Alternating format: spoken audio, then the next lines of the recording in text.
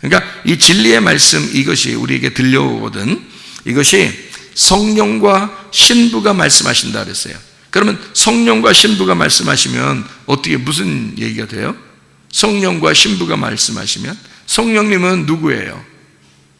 하나님이죠. 네, 하나님이에요. 하나님은 어떤 분이라고 요한복음 1장에 말하죠? 말씀이라고 나오죠? 그러니까 말씀이 하나님이에요. 그러니까 그 하나님은 성경에서 보면 뭐냐면 천국이죠. 네, 천국. 천국이라는, 그러니까 말씀의 천국이야. 말씀의 천국. 여러분이 천국에 나중에 가보시면 알 텐데 말씀의 천국이에요. 그 말씀이 있는 곳, 말씀이라는 건 하나님이 계신 곳이야. 말씀이라는 거니까 말씀이 하나님이야. 하나님이 계신 곳, 그 하나님이 성령님이에요. 그러니까 성령과 신부가 말한다라고 얘기했어요.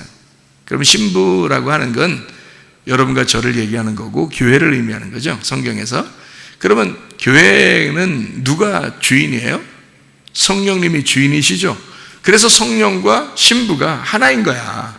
그러니까 성령과 신부가 같이 말하죠. 이 말은 하나가 됐다는 얘기예요.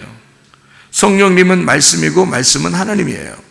하나님은 천국이고요. 그리고 신부는 교회고, 그래서 우리 교회인 신부가 성령님과 하나가 됐어요. 우리 교회를 누가 만들면 성령님이 만들었어요. 성령이 들어온 사람들만 모여서 교회가 돼요. 성령이 들어온 사람들만. 그러니까 성령이 안에 없으면 교회가 아니겠죠. 그 사람은 항상 자기 생각만 하겠죠. 자기 중심으로 살겠고 자기 뜻대로 살겠죠. 그런데 성령님이 들어오신 사람은 하나님의 뜻을 하려고 하겠죠. 자꾸 주님을 생각하려고 하겠죠. 이런 사람들은 성령님이 오신 사람들이에요. 그 사람들은 진짜 예배를 드리는 교회가 되겠죠.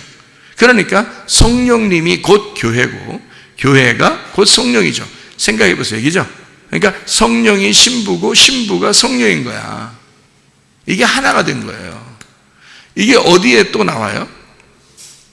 요한복음 14장 20절에 나오는 말씀이죠.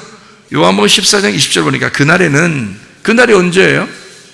그날이 부활의 날에는, 네가 눈을 뜬 날에는, 또 목마른 자가 값없이 생명수를 마신 날에는, 그 말이죠.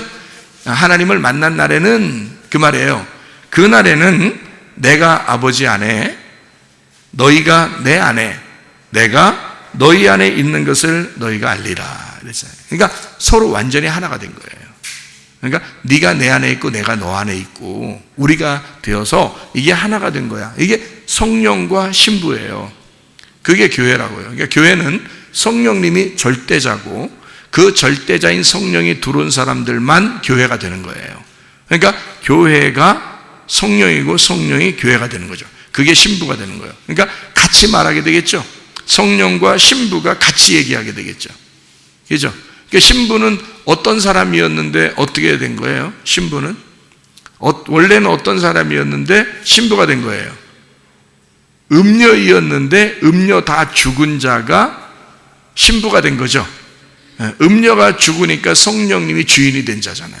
그가 신부가 된 거예요. 진짜 교회가 된 사람, 이 말이에요. 그러니까 거짓 교회에서 진짜 교회가 된 자가 성령님이고 곧 교회다, 신부다 이런 거죠. 그러니까 그 안에 성령님이 다 들어와 있으니까 성령님과 신부는, 교회는 하나다, 같이 말하는 거죠. 자, 그러면 이제 여러분 이렇게 되면 창세기 1장 1절을 여러분이 이해할 수가 있어요. 그렇게 되면 여러분 그 창세기 1장 1절에 보면요, 태초에 하나님이 천지를 창조하시니라 했어요. 거기에 있는 하나님이 어떤 분일까요? 히브리 말로 뭐라고 써 있죠? 거기 태초에 하나님이 천지를 창조하시니라 할 때 거기 하나님이 할 때 그게 히브리 말로 뭐라고 했죠? 엘로힘, 이런 들어봤죠? 엘로힘이란 말 들어봤죠? 엘로힘이라는 말이요, 하나가 아니에요. 엘로힘은 하나가 아니에요. 엘이라는 말, 이게 하나예요. 근데 엘로힘 하면요, 엘로힘 이러면 이게 하나님들이 되는 거예요. 하나님들, 이게요. 그러면 하나님이 여럿이 있다는 얘기인가?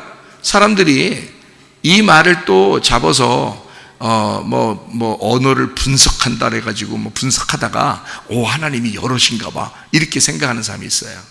그렇지 않아요. 여러분, 이 말이 어떻게 하면 우리가 이해할 수 있겠어요? 지금 요한계시록에 22장 17절의 말씀에 보니까 이해가 되죠. 성령과 신부가 같이 말하죠. 그리고 요한복음 14장 20절에 보니까 하나님이 예수님 안에, 예수님이 하나님 안에, 우리 안에 예수님이 내가 예수님 안에 이렇게 있다고 그랬죠. 그러면 이게 서로 어떻게 됐다는 얘기? 서로 하나가 됐다는 얘기. 하나가 된 거를 한 명이라고 그래, 여럿인데 하나라고 그래. 여럿인데 하나가 된 거를 뭐라고 그래요? 무슨 단어라고 그래요? 나라고 그래. 나를 뭐라고 그래? 나 있고 나 있고 나 있고 나가 있는 걸 뭐라고 그래요? 우리라고 그러죠. 우리. 야, 우리끼리 잘 좀 해보자. 에? 야, 우리끼리 밥 좀 먹자. 우리 잘 같이 놀아보자. 우리 이렇게 우리라는 말을 잘 쓰는 민족이 전 세계에서 우리나라야.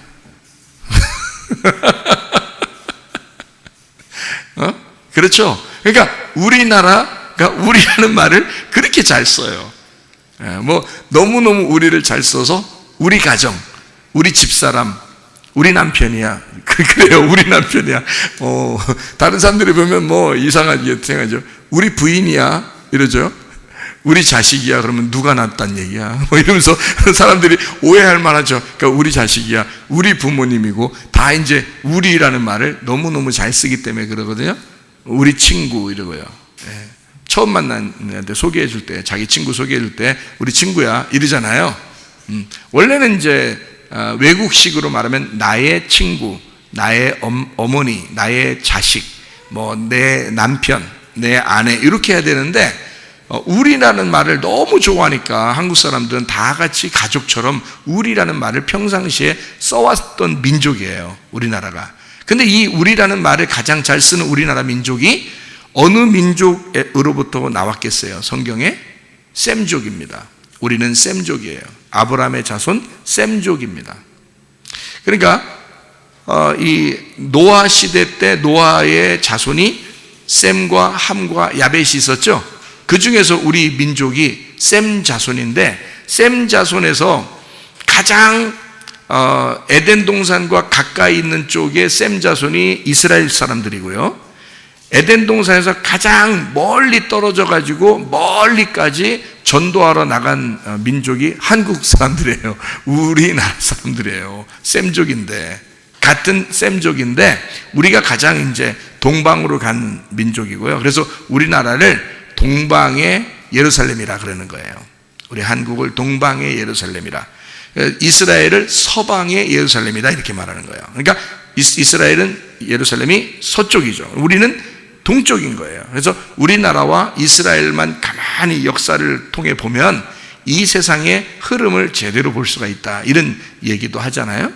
어쨌든 우리라는 말을 상당히 많이 쓰는데, 이 우리라는 말, 우리는 금방 이해가 된다고요.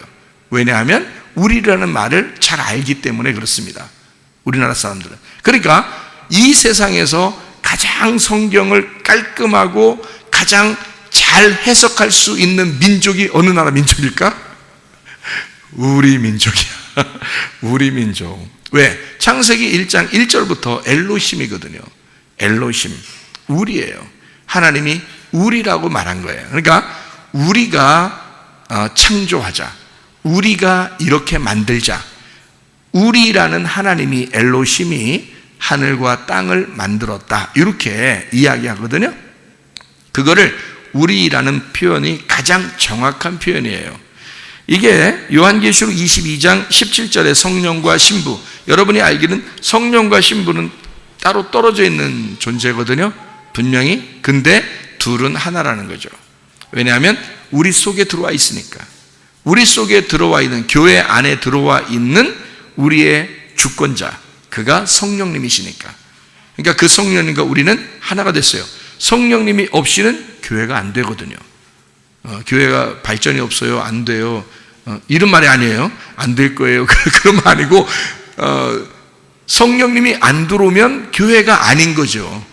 성령님이 들어와야 교회인 거거든요. 그래서 성령님이 들어온 사람들의 모임, 이게 하나가 돼서 이게 하나의 신부가 돼요. 그게 우리라는 신부입니다. 네. 나 개인은 성전입니다. 나 개인은 성경적으로 보면 성전이죠. 나는 성전. 하나님의 성령이 내 안에 들어왔어요. 그러면 나 하나가 혼자 떨어져서 사막이나 아니면 집이나 궁궐이나 초막이나 내가 혼자 살고 있어. 그러면 그거를 뭐라 그러면 나는 성전이라 그래요. 내가 성전이야. 성전이란 말은 거룩한 집이란 얘기거든요. 그러니까 거룩한 집에서 내가 살고 있어. 나는 이 몸이 거룩해야 돼. 하나님의 성령이 나를 집 삼았기 때문에 이 성령님의 나는 집이니까 나는 거룩해야 돼 라고 살아가야 된다는 거죠. 근데 이 사람이 혼자 살아갈 수 있어요, 없어요? 없죠. 하나님의 집에 모여서 한 가족이 된다고요. 서로 우리라는 한 가족이 되는데 그걸 뭐라고 부르냐면 성경에서는 교회라고 부르는 거란 말이에요. 그게 그 교회를 신부라고 한다고요, 성경에. 그러니까 이 신부는 혼자 있는 사람을 신부라고 그러는 거예요. 함께 모여 있는 우리라는 교회를 말하는 거예요. 우리인데 하나인 교회를 말하는 거란 말이에요. 그러니까 우리인데 서로 함께 있으니까 성령님이 다 들어간, 똑같은 성령님이 들어간 그 사람들이 똑같이 성령이 들어갔으니까 성령님은 하나란 말이에요. 그러니까 하나로 만들어낸 그 교회, 그 교회와 성령님이 하나다, 같이 말한다, 이렇게 되는 겁니다. 여러분 속에 하나님의 성령이 충만하셔야 합니다. 하나님의 성령이 여러분을 인도하셔야 합니다. 성령님으로 시작하고 성령님으로 살다가 성령님으로 가셔야 되는 거예요. 그리고 성령님이 우리의 하나님이시기 때문에 성령이 우리의 천국이고 그 성령님이 우리의 말씀이기 때문에 그 성령님 안에서 사는 게 천국이에요. 그러니까 우리는 성령이 없이는 아무것도 아닌 거예요. 성령이 전부란 말이에요.